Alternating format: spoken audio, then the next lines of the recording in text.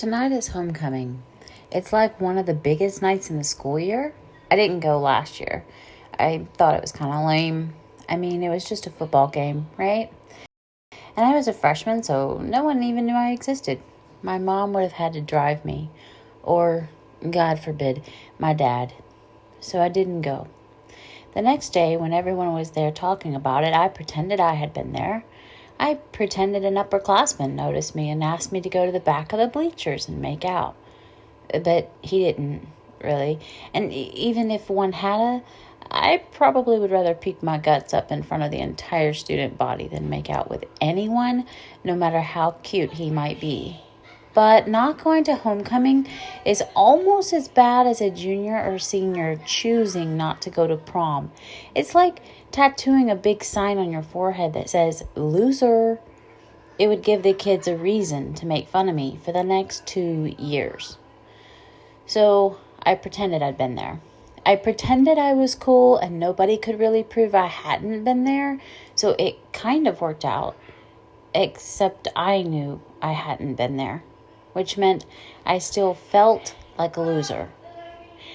I don't want to have to feel that way again. And smart people learn from their mistakes. So I'm at homecoming tonight. It's been all anyone could talk about at school all week long.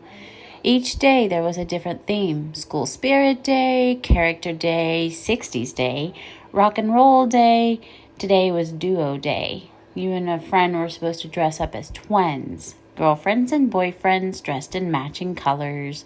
Some even made matching shirts. Michaela and Kaysen, the homecoming queen and king, each wore a red shirt. On Michaela's, the word queen was emblazoned on the front. King was on Kaysen's. I saw one couple that had the same idea. Their shirts read, future wife of Adam S. and future husband of Katie W. Everybody had a twin. Everybody was so happy and excited. You could just feel the energy. Every time the bell rang and we all poured into the hallways, the noise level alone could have told you something was different today. Everybody was happy. Unless you're not a cheerleader or a football player. I think homecoming was really created for the cheerleaders and the football players. Just like how prom and the prom queen will never be just a normal girl. It will always be one of those girls, the popular ones, the cheerleaders, the ones that barely scratch by academically, but who are loved by everyone anyway. The homecoming court will never be made up of the quiet kids, the ones who do their work and sit by themselves at lunch. It's just not going to happen. And the thing is, because everyone loves that crowd, the popular one, the entire student body feels an obligation to like the same things they do. Doesn't matter if you think dressing up like a 60s hippie is stupid, you'll do it so that you can pretend you fit in with the rest of them. Doesn't matter if you know with 100% certainty nobody is going to ask you onto the floor at homecoming dance. You're still going to go so that you can pretend to be normal. You will do what you have to do to feel like you fit in. At least I will. So I'm sitting in the bleachers watching a stupid game. All I know is that my school color is red, so the guys on the field in red uniforms are part of my school. People have their faces painted red and are all waving red and white pom-poms. Stadium lights are so bright that even I can see everything on the field, even sitting way up high in the bleachers. I have no idea who is winning because I don't understand the game. All I know is that boys keep jumping up on each other and everyone goes wild when they do it. Mostly I'm watching the other kids, the ones not on the field. Boys have their hands in the back pockets of their girlfriends' jeans. Girls are hugging each other and laughing. Others are eating hot dogs and popcorn. A lot are loudly cheering on the team. It's going to be a long night. The homecoming dance is in the gym after the game. I told my mother I really wanted to go, so she isn't coming to get me until midnight. That's like 4 hours away. And the dance will be just as bad as this game, except I'll be watching my classmates dance. The October wind is brisk. I hunch my shoulders and stand. I make my way down to the bleachers. I have to go to the bathroom. I see a couple under the bleachers making out, and I wonder if they'll be stopped by a passing teacher. I think about how I could ruin their night by going to tell a teacher what they are doing and where they are. If everybody isn't having fun, why should they? But I know I won't. They'd just go somewhere else. The school hallways are deserted. Teachers are still sitting up the gym for the dance. I can hear people in there. I walk into the restroom, but instead of going into one of the stalls, I brace my hands on the sink and lean forward, staring at myself in the mirror.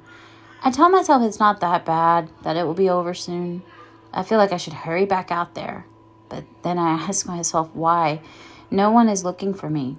No one even knows I'm here. Back outside again, I head back up the football field. But I don't get far when I hear laughter. I turn in the direction of it and walk to the side of the school.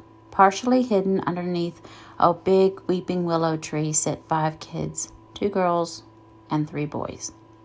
I know the names of the 2 girls and one of the guys, but I've never seen the other one. He must be popular, though, because the other 3 certainly are. Both of the girls are on student council. I start to walk away, but when I step on a branch, they hear me. The guy whose name is Derek sees me first. Hey, come on over here. What's your name again? I hesitate and then slowly head closer. They are sitting in a circle, so I don't see the bottle until I'm almost up to them. Taya, I answered. That's right, Taya. How you doing? You want to play with us? We need another girl. The girls laugh and nod. Yeah, Taya, come on, join us. Have you ever played before? Jessica is one of the most popular girls in the entire school. I have no idea why she's not down on the football field with the other girls. But if one of the most popular girls in school asks you to join her, you'd have to be pretty stupid to say no. So I shrug, trying to act like I can't make up my mind, and walk closer. The boys scoot closer together to make room for me. Have you ever played? Jessica asked, pushing her blonde hair out of her eyes. I smell alcohol on her breath. I swallow but shake my head, telling the truth for once. Derek takes the bottle that's lying in the middle of the circle and hands it to me. No problem. All you gotta do is spin it. Whoever it lands on, you have to kiss. Warning bell goes off in my head.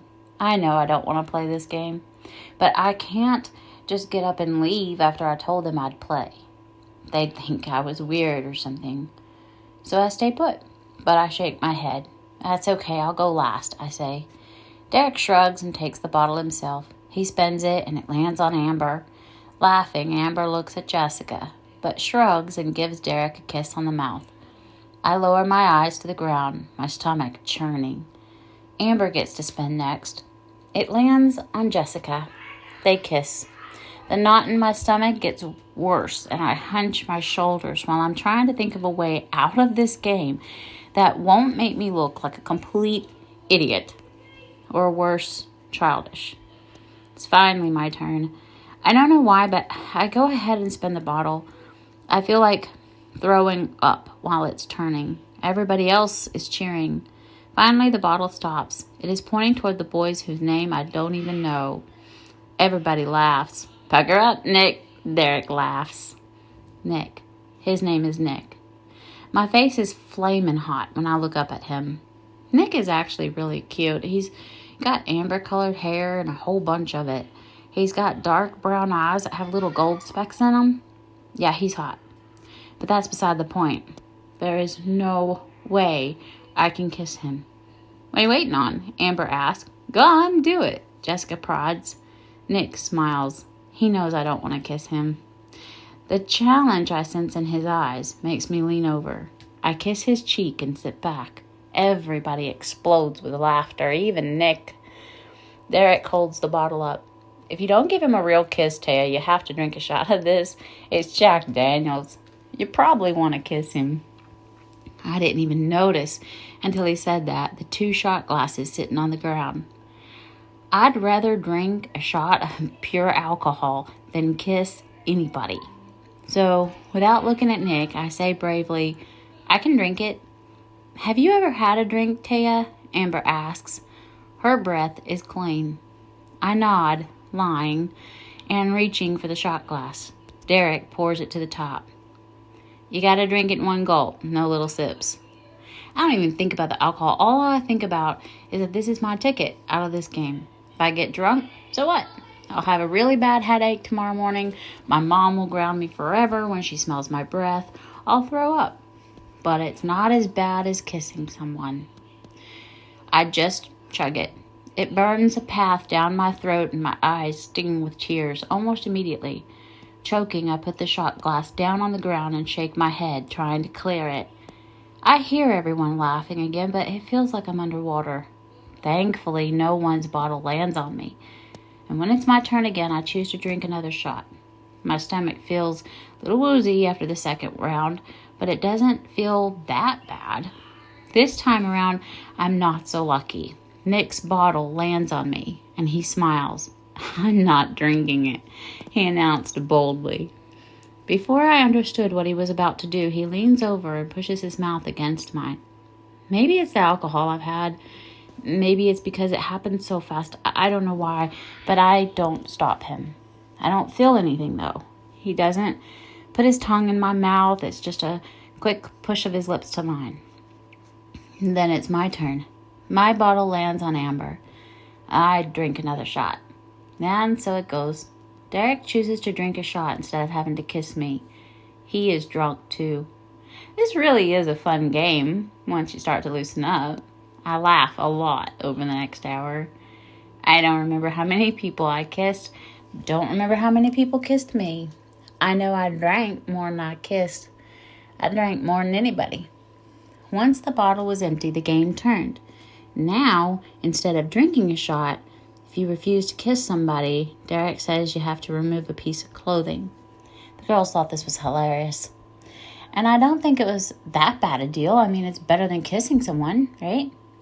For the first time in my life, I feel like I truly fit in. I feel like I'm with friends. We're just playing a game. I don't feel like the outsider, even though I know I am. When my bottle lands on Jessica, I choose to remove my shoes instead of kissing her. Nick, also drunk, gets into the spirit of things and removes his tie. I don't know how many rounds we play until the only thing left for me to remove is my skirt and shirt. I don't want to remove them, and I don't want to kiss either. But Derek said, last round, Taya, own it up, flash us, and we'll call it quits. So I do. I don't take my shirt off, but I pull it up. I have a tank top on, so I don't have a bra. I'm not even embarrassed. It's just funny because of the alcohol. I feel really sick and stand to go to the bathroom. I can't walk real good. Fall a few steps later and puke my guts out on the school lawn. And then I stumble a couple steps more and lay down. Soon, I'm asleep. I wake up cold. My head is killing me. It's not spinning anymore, but it is throbbing in pain.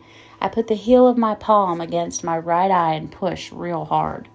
The pressure helps my head a little. I call for Nick or Derek, then for Jessica or Amber, but I don't hear anything. I stand up and look toward the football field. The field lights are off. That means the game is over. Everybody must be in the gym at the dance. Still holding the side of my head with my palm, I walk into the school building. But instead of going into the gym, I head for the bathroom. The bright lights make my head hurt even more. I squint and head for one of the stalls. It's not until I come out to wash my hands that I see myself in the mirror. Puke is on my shirt. My hair is awful, tangled and matted. Leaves are in it too. I get a paper towel and try to clean myself up some. I take my hair down and use my fingers as a comb, and then I put it back up. It looks a little better, but not much. I wish I had a toothbrush. Got an awful taste in my mouth. Then I reach into my pocketbook and pull out my phone. 11:30. Mom will be outside to pick me up in half an hour. I've missed most of the dance. I'm hungry and I feel terrible. But food will be in the gym. I leave the bathroom and walk into the gym. The noise level makes my head worse right away. A huge silver disco ball hangs from the ceiling. Loud music is being played and everybody's on the floor. I walk over to the food table and start to get some punch, but then remember it's probably been spiked. So I get a water bottle from the cooler instead and a few cookies. Then I make my way into the darkest corner I can find and lean against the wall. Yep, that's me, the wallflower. I'm staring at the dance floor without really seeing anything, but something is different. Everybody keeps looking at me. When I go back to the food table to get a few more cookies, a couple of girls start snickering at me, and then they walk away. Even some people on the dance floor are looking at me weird. Jessica and Derek walk by. I say hello, but they ignore me like we didn't just play a game an hour or two ago. I walk out of the gym and lean against a wall, slide down it until I'm sitting with my knees pulled up to my chin. I don't look up when I hear a couple girls whisper, "There she is," as they walk right past me. I don't even notice the tears that creep from nowhere into my eyes and roll down my cheek. I'm not sure why yet, but I know that this is one of the worst nights of my life.